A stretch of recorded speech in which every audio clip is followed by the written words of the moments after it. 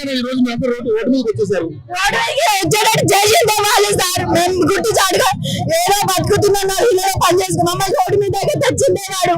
ఉన్న మీద పడమనేది సార్. చెరువు పక్కనే బిల్డింగ్ ఉన్నాయి, వాటి జోలికి వెళ్ళట్లేదు. వాళ్ళకి లేదు వచ్చి ఏం లేదా పెద్దల మీద పెడితే మేము ఎక్కడికి వెళ్తాం సార్? ఇంతనే ఆలోచిస్తున్నా. నాకెక్కించుకొని వెనకలేదంటే ఇంకా ఏడ న్యాయం జరుగుతుంది. ఇంకా ఏడ మరి ఆ రేవంత్ రెడ్డి ప్రభుత్వం అంత గొప్పగా ఉంది, అంత గొప్పగా ఉంది సార్. మరి ప్రజాపాలన ఏం ప్రజాపాలన ఏం చేస్తున్నాడు? ఉన్న చెరువుని కాసే కష్ట పట్టించి ఇంకా ఏం చేస్తున్నాడు సార్? పేదలు ఇట్లా ఉన్నాడు, ప్రాణాలు ఉన్నాడు రోడ్డు మీదకి ఇంకేం సాధించడానికి. తీసేసిండు కదా ఆ చెరువులో ఉన్న నీళ్ళు కూడా తీసేసిండు. గుంటతో మనకు సుట్టడంలో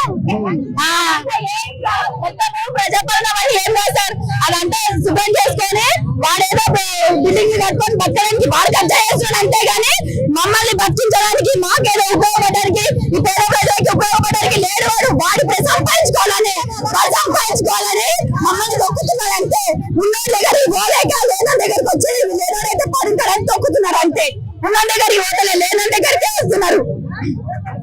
పరిస్థితి చూస్తే చాలా దారుణంగా వీళ్ళు రకరకాలుగా అన్ని రకాలుగా వీళ్ళు ఇష్యూ చేస్తున్నటువంటి పరిస్థితి చూస్తా ఉన్నాం. చెమ్మన్ చెరువు ఇష్యూ చాలా పెద్దది యాక్చువల్ గా. కాకపోతే ఎఫ్టీఎల్ బఫర్ జోన్ పరిధిలో ఉన్న ఇళ్లను కూల్చుతామని చెప్పేసి అయితే చెప్పినప్పుడు కూడా వీళ్ళకి ఎప్పటి నుంచో అక్కడ దాదాపు 18 ఏళ్లుగా ఇక్కడ నివాసం ఉంటున్నటువంటి పరిస్థితి. లోన్లు వచ్చినాయి, వాటికి డబ్బులు కూడా నెలల ఈఎంఐలు కూడా కడతా ఉన్నారు. అదేవిధంగా రిజిస్ట్రేషన్లు అయ్యాయి, రోడ్లు వచ్చాయి, వాటర్ వచ్చింది, కరెంట్ వచ్చింది.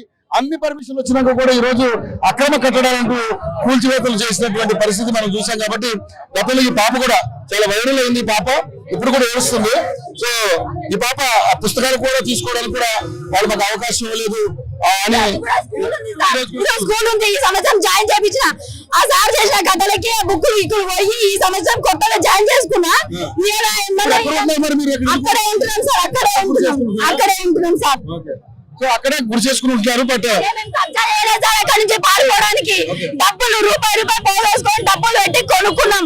కబ్జా చేసి ఉంటే ఆడి అంటే పారిపోయేటోళ్ళం. పారిపోవడానికి మాకేమీ అవసరం లేదు. మేము ధైర్యంగా అడుగుతాం, మా న్యాయం జరగాలంటే.